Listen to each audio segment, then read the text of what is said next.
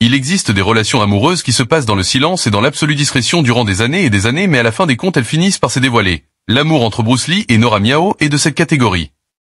Nora Miao est restée silencieuse alors que les rumeurs enflaient sur sa relation avec Bruce Lee. Des romances secrètes, une alchimie sur les plateaux, des vérités cachées. Elle a choisi de ne rien dire tandis que le monde se questionnait. Nora est restée muette, laissant chacun croire ce qu'il voulait. Mais aujourd'hui, après 50 ans, elle est prête à raconter sa version de l'histoire. Que s'est-il réellement passé entre elle et Bruce Lee? Était simplement une amitié ou bien quelque chose de plus? Dans cette vidéo, Nora Miao brise enfin le silence et révèle la vérité sur sa connexion avec la légende des arts martiaux et ce qu'elle a vu derrière l'homme que le monde admirait. La vérité derrière les rumeurs. Nora Miao, née en 1952 à Hong Kong, est une actrice bien connue de l'âge d'or du cinéma d'arts martiaux. Son vrai nom est Chan Wingman, mais elle est devenue célèbre sous le nom de scène Miao Kashu. Elle s'est fait un nom dans les années 1970 grâce à ses films avec Golden Harvest, l'un des studios les plus célèbres de Hong Kong, et fut parmi les premières actrices à signer avec eux. Nora est surtout connue pour ses rôles aux côtés de Bruce Lee dans certains de ses films les plus emblématiques. Elle a tourné avec lui dans Big Boss, La Fureur de vaincre et Le Jeu de la mort. Elle occupe aussi une place unique dans l'histoire du cinéma, étant la seule femme à avoir partagé un baiser à l'écran avec Bruce Lee. Leur collaboration étroite a alimenté d'innombrables spéculations, mais jusqu'à aujourd'hui, Nora n'avait jamais raconté toute son histoire. Nora Miao a rencontré Bruce Lee pour la première fois au studio Golden Harvest, un lieu qui allait propulser leur carrière respective à l'époque. Nora ne connaissait de Bruce que sa réputation de pratiquant de Wing Chun. Mais dès leur première rencontre, elle a immédiatement remarqué quelque chose de spécial. Il n'était pas seulement doué, il avait cette confiance naturelle qui attirait les gens, se souvient-elle. Plus tard, Bruce se distinguait non seulement par son talent, mais aussi par sa discipline inflexible. Il abordait chaque scène avec intensité, cherchant toujours le réalisme plutôt que le spectacle. Nora a vu cela de près en travaillant avec lui sur Big Boss. Contrairement à de nombreux acteurs satisfaits de chorégraphies martiales spectaculaires et traditionnelles, le style de Bruce était brut, réel, puissant. Il voulait révolutionner le cinéma d'arts martiaux, et dès le début, Nora a compris sa mission. Leur lien s'est renforcé au fil des tournages de La Fureur de vaincre et Le Jeu de la mort. Bruce n'était pas seulement un collègue, il devint un ami et un mentor. Bien que Nora n'ait pas été formée aux arts martiaux, Bruce lui enseignait patiemment les bases. Les arts martiaux, ce n'est pas se battre, c'est la discipline, la concentration, l'expression de soi, lui disait-il. Nora admirait la dévotion de Bruce. Non seulement il travaillait dur sur ses propres scènes, mais il aidait aussi les autres à s'améliorer, y compris elle. Elle se souvient comment il plaisantait avec elle sur le plateau, la taquinant gentiment. Ces moments complices ont fait naître des rumeurs. Certains ont commencé à se demander si leur relation n'était pas plus que professionnelle. Leur alchimie à l'écran et leur amitié hors caméra ont alimenté les spéculations d'une liaison. Beaucoup pensaient que Bruce et Nora avaient une connexion spéciale au-delà des caméras. Une chose en particulier renforçait ces rumeurs. Nora Miao fut la seule femme à partager un baiser à l'écran avec Bruce Lee dans La Fureur de vaincre. Le personnage de Nora embrasse celui de Bruce dans ce qui deviendra une scène emblématique pour Nora. Ce fut une expérience mémorable et angoissante.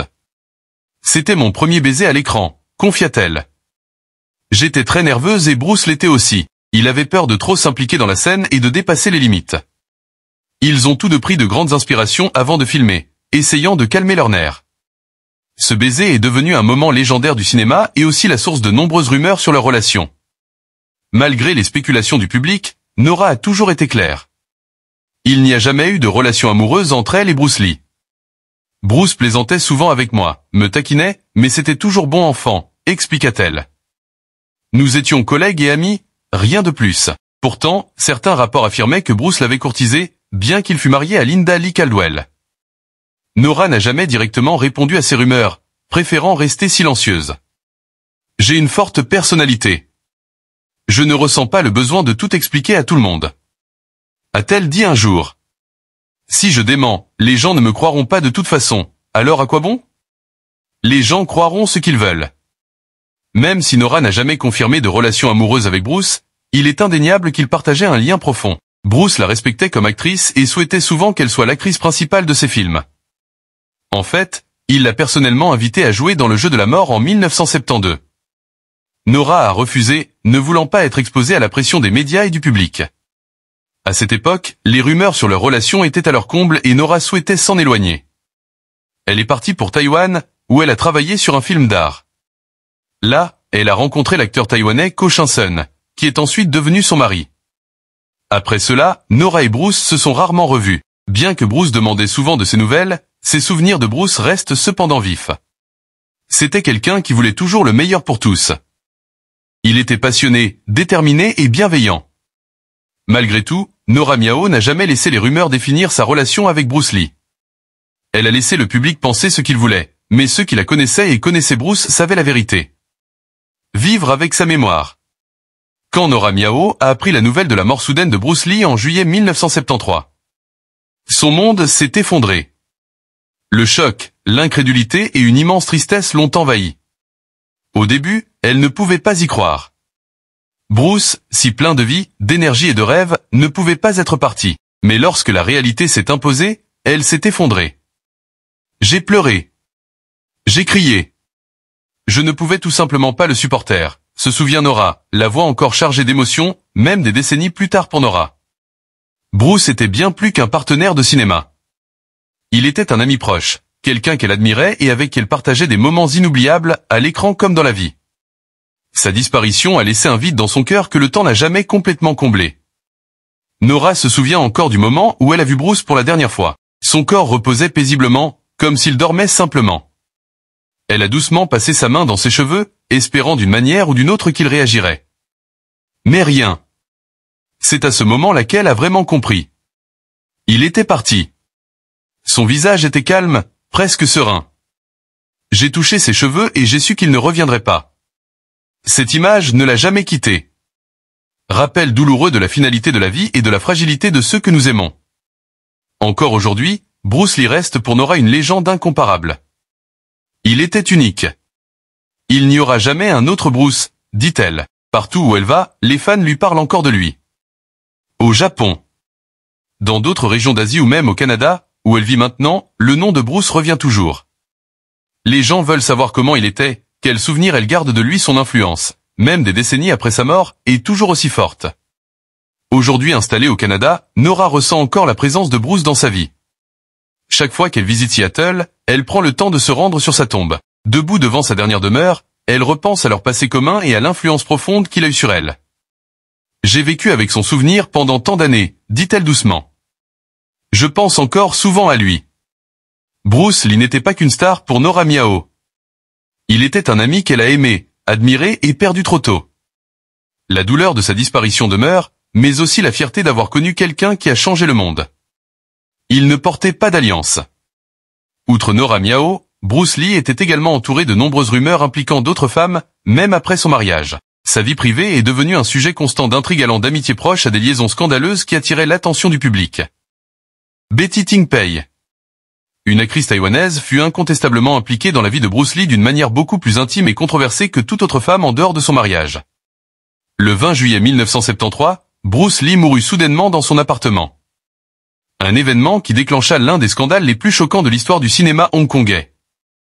Les circonstances de sa mort, combinées à leurs relations amoureuses connues, ont jeté une ombre durable sur la vie et la réputation de Betty.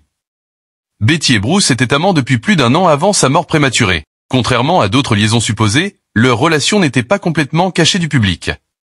Bruce était souvent vu rendant visite à son appartement et il lui aurait offert une Mercedes-Benz.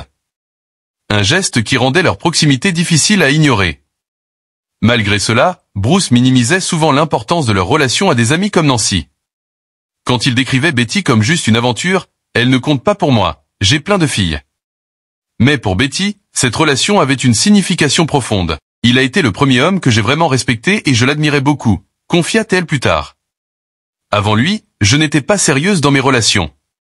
Je ne connaissais rien à l'amour. Betty affirmait que Bruce lui avait donné un sentiment de valeur qu'elle n'avait jamais ressenti auparavant. Leur lien, à ses yeux, allait bien au-delà d'une simple aventure. Le scandale autour de la mort de Bruce s'intensifia car il était mort dans son lit après avoir pris un antidouleur qu'elle lui avait donné. Bruce était plein d'un mal de tête, avait pris un comprimé d'Esgesic et s'était allongé pour se reposer sans jamais se réveiller. Betty avait tenté de le ranimer et appelé de l'aide, mais il était trop tard. Le fait que Bruce soit mort dans son appartement est devenu public, alimentant d'interminables rumeurs sur leur liaison, la cause de sa mort et même des spéculations selon lesquelles elle aurait été impliquée après la mort de Bruce. La carrière et la vie de Betty ont changé radicalement. Elle fut vilipendée par certains fans et les médias présentés comme la femme qui avait causé la chute d'une légende. Pour tenter de raconter sa version de l'histoire, elle joua dans Bruce Lee and the Eye en 1976, un film semi-autobiographique qui dramatisait leur relation. Sa décision de jouer son propre rôle fut perçue par certains comme une tentative de reprendre le contrôle de son récit. Mais d'autres y virent une exploitation de l'héritage de Bruce. Malgré la controverse, Betty Ting Pei a toujours affirmé qu'elle aimait Bruce et chérissait le temps passé avec lui. Au fil des années, elle a réfléchi à leur relation avec un mélange de fierté et de chagrin, déclarant souvent que Bruce Lee était l'amour de sa vie. Alors que le monde se souvient d'elle principalement pour sa connexion à sa mort. Le point de vue de Betty offre un aperçu des conséquences profondément personnelles et souvent douloureuses d'avoir aimé quelqu'un d'aussi emblématique. Aux États-Unis, Bruce Lee fut également lié à l'actrice américaine Sharon Farrell, ajoutant une autre dimension à sa vie personnelle complexe. Leur relation, bien que moins médiatisée que d'autres, fut passionnée et intense. Sharon rencontra Bruce en 1969, alors qu'il travaillait comme conseiller en arts martiaux sur le film The Wrecking Crew. Bien que Bruce soit marié à Linda à l'époque et qu'il venait d'accueillir leur deuxième enfant, Shannon, il séduisit rapidement Sharon par sa confiance, son charisme et sa remarquable prestance physique. Farrell parle plus tard ouvertement de leur liaison, décrivant Bruce comme un amant extraordinaire ayant une profonde compréhension du corps féminin. Bruce m'a emmené sur la lune et au-delà, se souvint-elle. Il m'a complètement bouleversé. C'était le premier homme avec un corps aussi magnifique. Ses muscles étaient si bien dessinés, comme s'il avait été sculpté. Leur connexion physique était indéniable, mais Sharon voyait aussi les complications. Bruce était marié et sa vie ne lui appartenait pas entièrement. Malgré cela, leur liaison continua un certain temps, souvent selon les conditions de Bruce.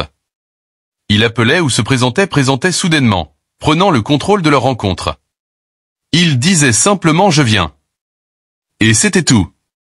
Dit Farrell. Il était intense, mais cela ne me dérangeait pas, Bruce était l'amour de ma vie. Cependant, les sentiments de Sharon se compliquèrent lorsqu'elle développa une relation avec un autre homme, Steve McKean, l'ami proche de Bruce et l'un de ses élèves les plus célèbres en arts martiaux. McKean était déjà une grande star d'Hollywood, connue pour son image de dur à cuire et son charme rebelle. Sharon se retrouva déchirée entre deux hommes puissants, l'artiste martial magnétique et l'acteur emblématique. Finalement, Farrell fit un choix qui mit fin à sa relation avec Bruce. Elle décida d'être avec McKean, attirée par la stabilité et la protection qu'il offrait, bien qu'elle admît être en désir pour McKean. Elle confessa que Bruce restait le véritable amour de sa vie. Steve avait du succès. Il était mon protecteur, expliqua-t-elle.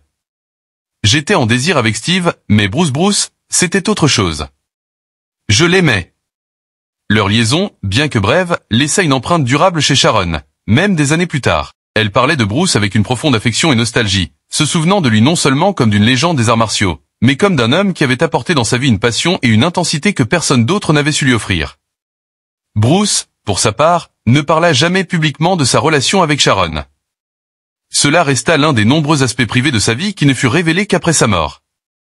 Pourtant, pour ceux qui connaissaient l'histoire, cela ajoutait une nouvelle dimension à cet homme déjà plus grand que nature, montrant que même une icône mondiale pouvait être vulnérable à l'amour, au désir et aux choix complexes que cela entraîne. Le charme indéniable de Bruce Lee et son physique athlétique attiraient de nombreuses femmes durant son ascension, tant à Hong Kong qu'à Hollywood.